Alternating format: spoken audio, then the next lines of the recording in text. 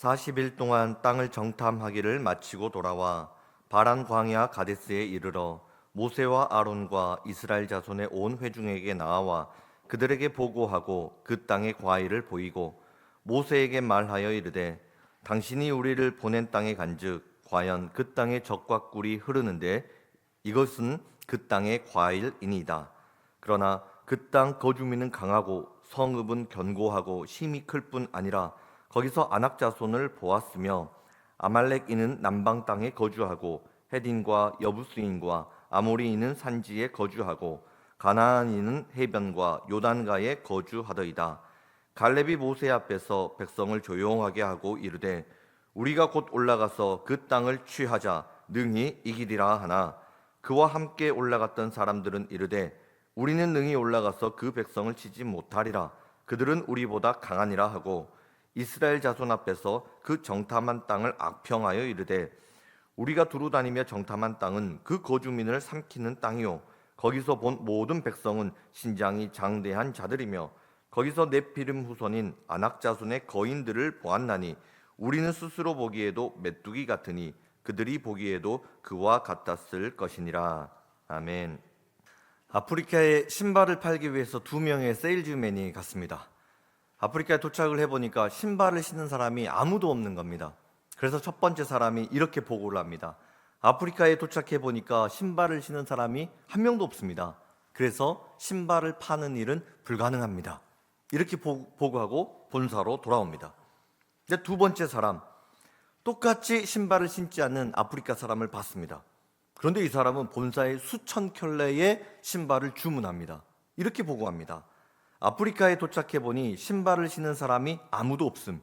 그래서 누구에게나 신발을 팔 수 있음. 그들이 본 상황은 똑같았습니다. 그러나 해석하는 방법이 다릅니다. 믿음은 상황을 해석하는 능력입니다. 하나님은 이 세상을 창조하시고 보시기에 심히 좋았더라 말씀하십니다. 생육하고 번성하여 땅에 충만하라. 땅을 정복하고 다스려라. 하나님 축복해 주십니다. 그러나 인간은 죄로 말미암아 눈이 어두워졌습니다. 하나님이 창조하신 아름다운 세상을 제대로 보지 못합니다. 그래서 하나님이 독생자 예수 그리스도를 보내주시고 믿음의 안경을 주셨습니다.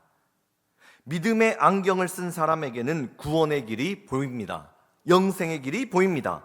추한 세상 아름답게 보입니다. 어둠 속에서도 빛을 찾을 수 있습니다. 그러나 불행하게도 예수님을 믿는다고 하지만 믿음의 안경을 쓰지 못해서 만사를 어둡게만 보는 사람들이 있습니다. 하나님 마음을 아프게 하는 사람들입니다.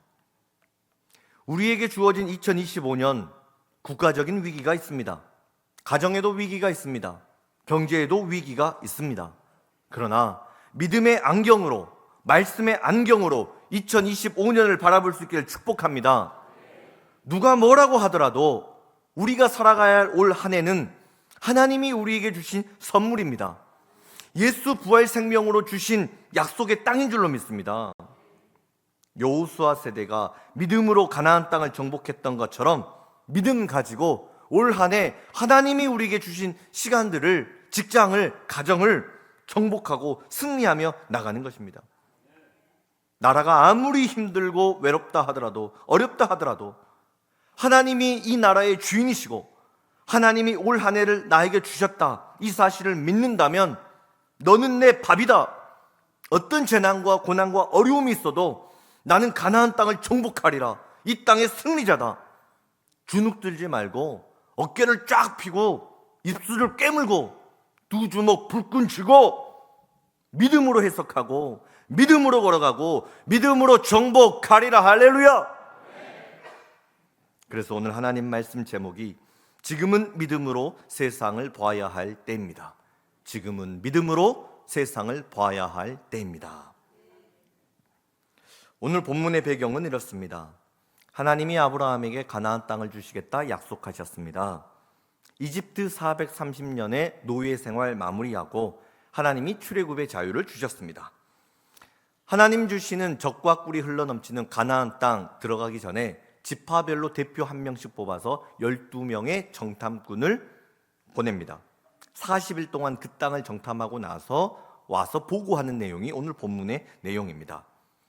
12명의 정탐꾼 중에 10명의 정탐꾼은 불가능합니다. 이겨낼 수 없습니다. 그 땅은 쓸모없는 땅입니다. 이렇게 보고합니다. 그러나 여호수아와 갈렙만큼은 가나안 땅은 아름다운 땅입니다. 하나님이 함께 하시면 넉넉히 정복할 수 있습니다. 승리할 수 있습니다. 문제는 어떻게 해석하느냐 하는 것입니다. 똑같은 어려운 현실을 바라보며 어떤 의미를 발견하고 어떤 눈을 가지고 살아가느냐, 이것이 다를 뿐입니다. 인생을 절망하며 살아갈 것인가, 아니면 희망을 품고 달려갈 것인가, 관점의 문제입니다. 영국의 시인 엘리자베스 랜드는 절망과 희망은 멀리 떨어져 있는 것 같지만 너무나도 가깝다. 언제나 절망은 희망 바로 뒤에 따라온다 이야기합니다. 절망과 희망이 붙어 다닙니다. 절망을 보고 살아가는 사람은 절망하며 삽니다. 그러나 희망을 보는 사람은 희망 가운데 꿈을 꾸고 살아갑니다. 성공과 실패가 멀리 떨어져 있는 것 같지만 그 둘은 언제나 함께 붙어 다닙니다.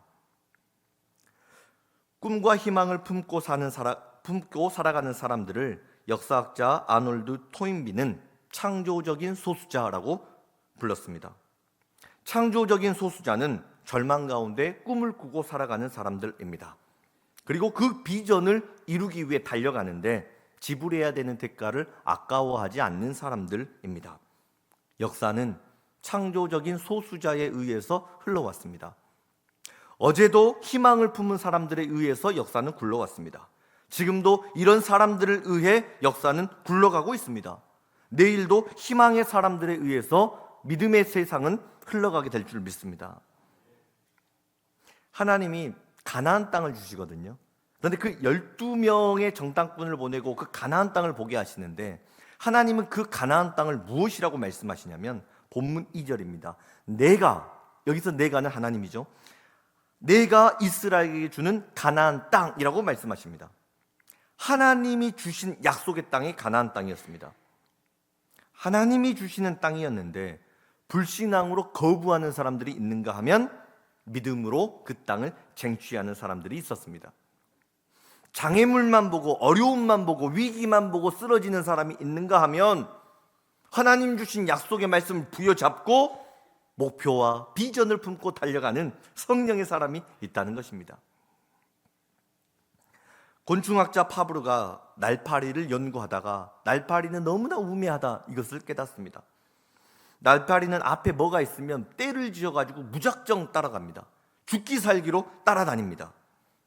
가까운 곳에 먹이가 있는데 그걸 보지 않습니다. 방향도 없고 목적도 없이 그냥 앞에 따라가는 무리를 보면서 날개짓하고 살아가는 게 날파리입니다. 세상에서 가장 분주하게 움직이는 벌레가 날파리입니다. 목표도 없이 하루살이처럼 분주하게만 뛰어다니는 사람들은 건강하지 못한 신앙인입니다. 소나무처럼 언제나 푸름을 잃지 않는 그 믿음을 가진 사람이 건강한 신앙인입니다. 가나안 땅을 보고 나서 두 개의 관점이 있었습니다. 10명의 사람들은 불신앙의 눈으로 그 땅을 평가합니다. 본문 28절을 보니까 그 땅 거주민은 강하고 성읍은 견고하고 힘이 클 뿐 아니라 31절 우리는 능히 올라가서 그 백성을 치지 못하리라 그들은 우리보다 강하니라 33절 거기서 네피림 후손인 아낙 자손의 거인들을 보았나니 우리는 스스로 보기에도 메뚜기 같으니 한마디로 불가능합니다. 포기합시다. 올라가면 다 죽습니다. 철저히 비판적이고 부정적인 보고 외에 그들이 제시한 대안은 아무것도 없습니다. 이에 반해 믿음의 안경을 쓰고 그 땅을 보고한 가나안 갈렙과 여호수아의 보고를 들어봅시다. 민수기 14장 7절 우리가 두루다니며 정탐한 땅은 심히 아름다운 땅이라 여호와께서 우리를 기뻐하시면 우리를 그 땅으로 인도하여 들이시고 그 땅을 우리에게 주시리라.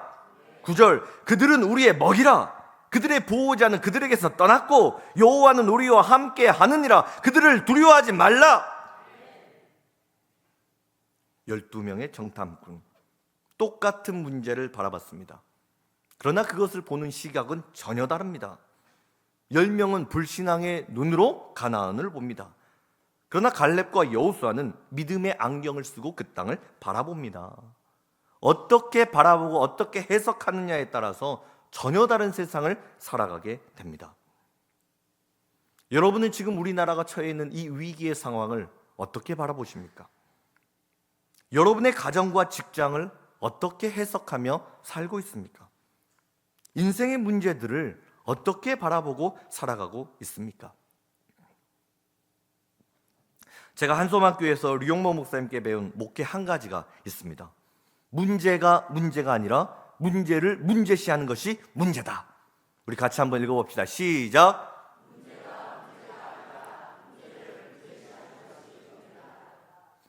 저는 저 문장을 제 가슴에 새겼습니다.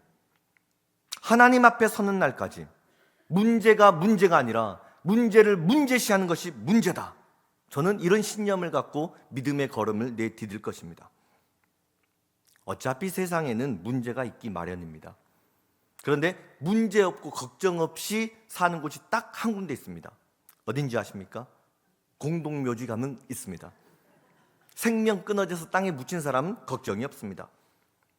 이것을 뒤집어 보면 문제가 있다는 것은 내가 살아있다는 증거가 되지 않겠습니까? 거대한 나무라도 뿌리가 잘리고 생명이 없으면 강물에 두둥실 힘없이 떠다니는 것이 나무입니다. 그러나 이 손가락 하나보다도 작은 피라미, 그 안에는 생명이 있기 때문에 강물을 거슬러 올라갈 수 있는 능력이 있습니다. 믿음의 생명을 간직하면 문제를 거슬러 올라갈 수 있는 능력이 있습니다. 위기라고 하는 한문을 풀어서 쓰면 두 글자입니다. 하나는 위험이고 또 다른 하나는 기회입니다. 예를 들어서 다리가 부러졌다고 가정을 해봅시다. 다리가 부러졌는데 통증을 느끼지 못하고 계속 걸어다니면 그 다리는 불구가 될 것입니다. 맹장이 터져서 지금 큰일 나게 생겼는데 내가 아픔을 느끼지 못한다면 더 큰 병을 걸리게 될 것입니다. 몸에 이상이 생기고 내가 고통을 느낀다 하는 것은 축복의 기회가 될 수도 있다는 겁니다. 위기는 성공으로 갈 수 있는 징검다리가 됩니다. 어떤 회사에서 판매 실적이 부진하고 직원들이 매일같이 불평만 하니까 부서 책임자가 직원들을 다 불러 모읍니다. 그리고 한쪽 벽에다가 하얀색 커다란 도화지 하나를 붙여 놓습니다. 그리고 그 가운데다가 검은 점 하나를 작게 찍어 놓습니다. 그리고 질문하죠. 여러분은 여기에서 무엇을 보십니까? 많은 사람들이 까만 점이 보입니다. 그러자 책임자가 말합니다. 왜 여러분의 눈에는 까만 점만 보입니까? 그것은 중앙이 아주 작게 차지한 것 아닙니까? 아직도 깨끗하게 남아있는 이 여백, 아름다운 세상, 가능성, 왜 이 가능성을 보지 못합니까? 왜 깨끗한 부분을 보지 못합니까? 안 된다고 말하며 살아가는 분이 있습니까? 여러분 인생 가운데 하나님이 얼마나 많은 믿음의 기회들, 영적인 기회의 문을 열어 놓았는지 모릅니다. 절망하고 넘어져 있는 분이 있습니까? 여러분을 행복하게 만들 수 있는 그 요소들이 세상에는 얼마나 많이 남아있는지 모릅니다. 삶은 의미가 없고 자학하는 그런 분이 있습니까? 가치 있는 일들이 세상에 얼마나 많이 있는지 모릅니다. 여러분 주변에 여러분을 위해 기도하는 중보의 사람들, 기도하는 성령의 사람들이 얼마나 많이 남아있는지 모릅니다. 왜 그분들을 볼 수 없습니까? 왜 인생의 찬란하고 아름다운 기회를 여러분 볼지 못한단 말입니까? 까만 점, 냄새 나는 거, 쓰레기 같은 거, 우리가 그런 것만 보고 살아야 되겠습니까? 성경을 보면 위기는 언제나 하나님을 더 크게 만나는 기회였습니다. 홍해 바다가 가로막혀 있었기 때문에 바다를 가르시는 하나님을 만날 수 있었습니다. 광야에서 먹을 음식이 없었기에 하늘의 창고의 문을 활짝 여시고 양식을 내려주시는, 생명 만나로 나를 먹여주시는 하나님을 만날 수 있었습니다. 사막에서 물이 없었기 때문에 반석에서 물을 터뜨려 주심으로 내 마음을 시원케 해주시는, 깨끗하게 씻어주시는 생명의 성령과도 같은 그 생명수 같은 주님을 만날 수 있었습니다. 문제는 영적인 기회가 됩니다. 환경이 문제가 아니라, 나라에 찾아온 위기가 아니라, 그것을 어떻게 바라보느냐에 따라서 인생의 결과는 전혀 달라집니다. 우리가 자꾸 불평을 하잖아요. 그러면 그 불평이 내 몸의 체질화가 돼버립니다. 그런데 감사하고 기뻐하는 삶을 살기로 결단하면 감사의 열매가 맺힙니다. 하나님이 주시는 약속의 땅을 믿지 못했던 이 10명의 정탐꾼들, 불신앙의 눈으로 이렇게 말하죠. 안 됩니다. 못합니다. 우리는 메뚜기 같은 존재입니다. 이들은 철저하게 객관적으로 가나안 땅을 봤다고 생각합니다. 똑똑하고 현실적인 보고를 했다고 이야기를 합니다. 그런데 그 10명의 부정적인 이 말을 들었던 우리 하나님은 그들을 향해 뭐라고 평가하십니까? 민수기 13장 32절, 이스라엘 자손 앞에서 그 정탐한 땅을 악평하여 이르되, 하나님은 다른 말씀하지 않습니다. 그 보고는 악평이다. 불신앙의 눈은 상황을 악평할 수밖에 없습니다. 부정적인 보고를 하는 10명의 정탐꾼의 내용을 들어보면 여호와라고 하는 단어가 등장하지 않습니다. 하나님이라고 하는 이야기가 전부 다 빠져 있습니다. 하나님 없는 인생은 불가능한 인생입니다. 하나님 없이 인간이 가진 자원과 능력만 계산하는 일에는 불가능만 있을 뿐입니다. 그러나 갈렙과 여호수아, 믿음의 눈으로 바라봤던 이 두 사람의 보고에는 여호와, 하나님, 이 단어가 계속 반복해서 등장합니다. 민수기 14장 8절, 여호와께서 우리를 기뻐하시면 우리를 그 땅으로 인도하여 들이시고, 9절, 다만 여호와를 거역하지 말라, 여호와는 우리와 함께 하느니라. 하나님을 바라보는 것입니다. 믿음으로 바라보면, 하나님 바라보면 불가능은 가능으로 뒤집어집니다. 내가 할 수 없는 일, 국가적인 위기, 우리가 할 수 있는 것 아무것도 없지요. 그러나 하나님 바라보고 말씀 붙잡고 기도하면 넉넉히 승리하는 일이 될 줄로 믿습니다. 믿음으로 바라보지 못했던 10명의 정탐꾼들, 부정적인 말만 하는 것이 아니라 현실을 왜곡합니다. 그리고 위기를 과장해서 잘못된 보고를 합니다. 민수기 13장 33절, 거기서 네피림 후손인 아낙 자손들의 거인을 보았나니 우리는 스스로 보기에도 메뚜기 같으니, 이 얼마나 비굴한 자학이고 잘못된 열등감입니까? 그런데 무서운 것은 부정적인 말, 불신앙의 시작이 전염병처럼 순식간에 이스라엘 공동체 전체로 퍼져버렸다는 겁니다. 민수기 14장 1절 2절을 같이 한번 읽어보겠습니다. 온 회중이 소리를 높여 부르짖으며 백성이 밤새도록 통곡하였더라. 이스라엘 자손이 다 모세와 아론을 원망하며 온 회중이 그들에게 이르되, 우리가 애굽 땅에서 죽었거나 이 광야에서 죽었으면 좋았을 것을. 자신의 처지를 비관하고 차라리 광야에서 죽는 것이 낫겠다 원망합니다. 이 부정적인 소리를 들었던 하나님의 대답은 무엇입니까? 민수기 14장 28절, 여호와의 말씀에 내 삶을 두고 맹세하노라. 너희 말이 내 귀에 들린 대로 내가 너희에게 행하리니. 광야에서 죽기를 원하느냐? 그래, 광야에서 죽여주마. 너희 말이 내 귀에 들린 대로 행하리라. 너무나 무서운 말씀 아닙니까? 한 걸음 더 나아가서 불신앙을 가진 사람들이 갈렙과 여호수아, 믿음의 눈을 가진 사람들을 어떻게 대하고 있습니까? 민수기 14장 10절, 온 회중이 그들을 돌로 치려고 하는데 해서는 안 되는 끔찍한 일까지 저지르려고 하고 있습니다. 원망으로 미래를 바라보는 사람은 약속의 땅을 얻을 수 없습니다. 하나님을 바라보지 못하는 불신앙의 눈은 불가능한 도전으로만 생각합니다. 여러분, 만사를 믿음으로 바라볼 수 있기를 축복합니다. 어떤 일을 만나든지 긍정적인 말, 믿음의 언어를 선포할 수 있기를 축복합니다. 승리가 열립니다. 길이 열립니다. 아주 추운 겨울날에 버스 운전기사가 시동을 탁 걸어놨습니다. 차가 오래되니까 달달달달 거립니다. 예열이 안 되면 차가 출발이 안 되니까 계속 달달달달 하면서 기다리고 있었습니다. 고등학생이 그 버스를 타고 춥기도 하고 학교를 빨리 가야 되는데 버스는 가지 않고 달달달달 하고 있으니까 화가 나가지고 소리를 지릅니다. 아저씨, 이 똥차 언제 가요? 그러자 운전기사가 돌아보며 말을 합니다. 똥이 차야 가지. 여러분, 내가 몸담고 있는 교회에 대해서 함부로 이야기하는 것, 언론에서 교회를 비판했다고 해서 우리가 함부로 말하면서 살아가는 것, 어리석은 일입니다. 우리가 교회에 오고 신앙생활 하면서도 마찬가지입니다. 우리는 교회에 은혜 받으려고 옵니다. 싸우려고 오는 것도 아닌데 누구 하나 걸리기만 해봐라, 응? 지옥에서 출장 나온 표정으로. 우리가 그렇게 신앙생활을 할 이유가 없다는 겁니다. 교회에서는 웃고만 다녀도, 행복한 미소만 지녀도 하나님의 일을 하는 것입니다. 교회는 어떤 곳입니까? 하나님을 바라보며 희망을 찾는 곳입니다. 예수님 안에서 행복을 누리는 곳입니다. 성령과 동행하며 비전을 받는 곳, 낙심됐던 사람들이 일어나는 곳, 새 힘을 받는 곳, 희망을 꿈꾸는 곳, 이것이 교회입니다. 세상을 밝게 볼 수 있는 사람을 하나님은 사용해 주십니다. 그러나 환경만 보고 하나님을 바라보지 못하는 것은 하나님을 멸시하는 믿음입니다.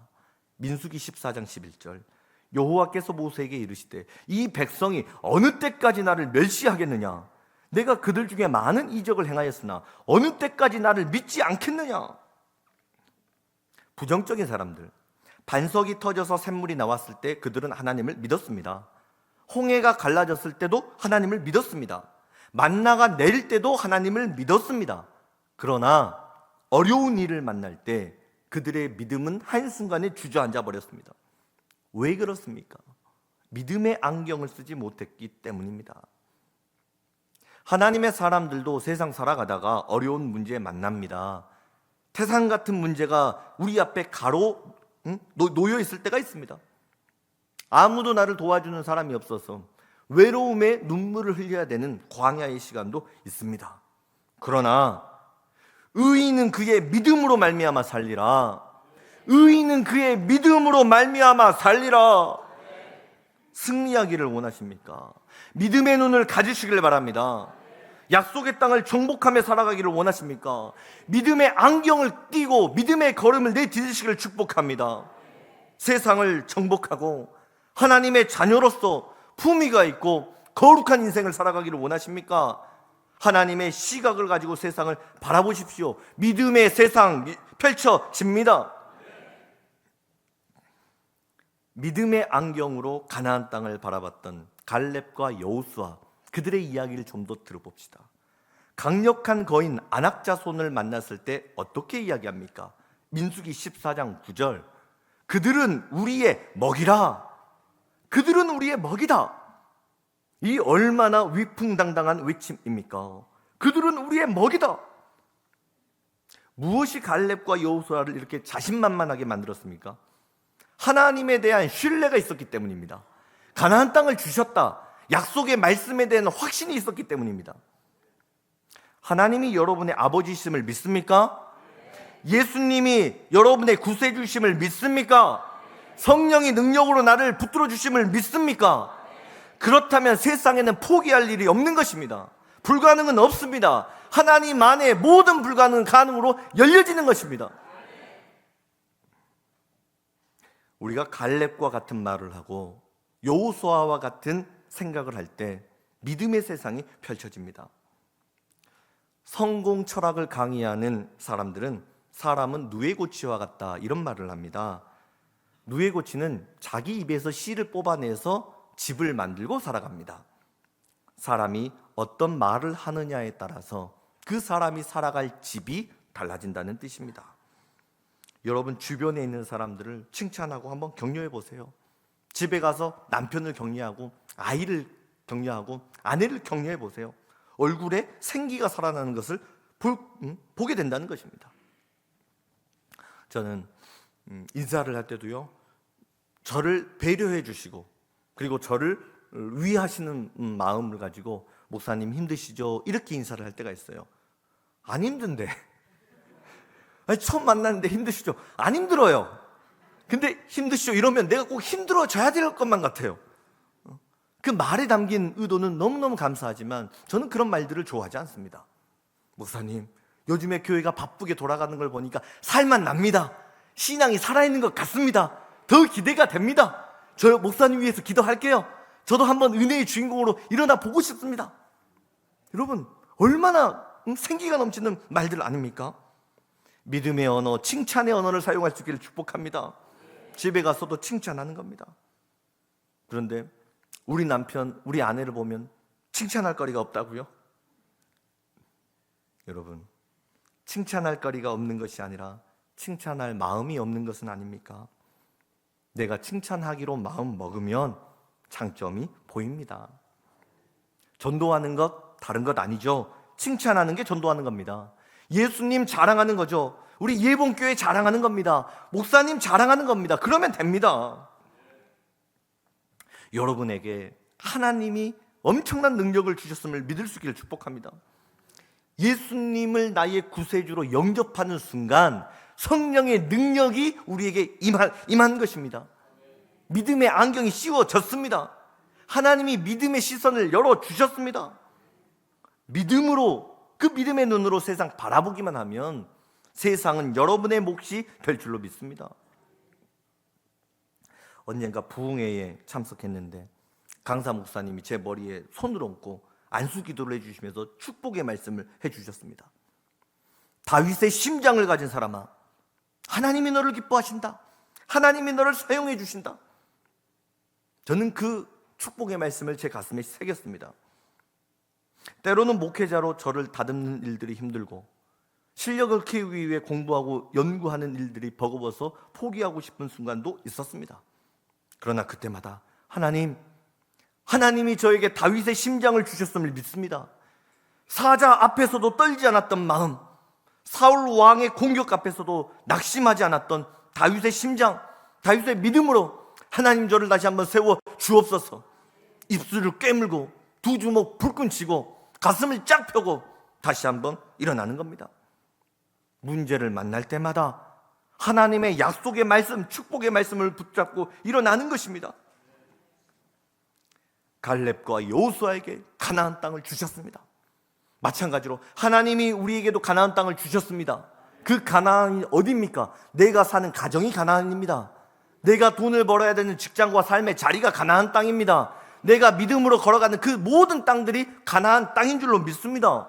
가나안 땅을 주셨다고 약속하셨습니다. 그러면 그 말씀을 붙잡고 담대하게 도전하면 됩니다.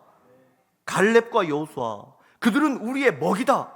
여러분, 문제를 만날 때마다 당당하게 외치십시오. 너는 나의 먹이다. 위기는 나의 먹이다. 믿음으로 선포할 때 다가오는 미래는 여러분의 먹이로 보이게 될 줄로 믿습니다. 먹이는 크면 클수록 좋은 것 아닙니까? 하나님이 나에게 주신 양식이 커지면 커질수록 위대한 축복이 아닙니까? 문제가 크면 클수록 하나님이 우리에게 주신 먹잇감은 더 커진다는 겁니다. 먹잇감이 강하면 도대체 얼마나 강하단 말입니까? 여러분, 무엇을 두려워하십니까? 하나님 나와 함께 해주시고 믿음의 안경을 주셨고 성령님이 능력으로 나를 붙들고 계시는데 왜 슬퍼하십니까? 왜 안 된다고 말합니까? 왜 짜증을 내며 살아갑니까? 삶은 살 가치가 있습니다. 믿음을 가지고 세상 바라보면 삶은 의미가 있습니다. 용기를 내시길 바랍니다. 힘을 내십시오. 하나님이 우리와 함께 하십니다. 갈렙과 여호수아, 하나님이 나에게 약속의 땅을 주셨다. 그걸 보자마자 외치지 않습니까?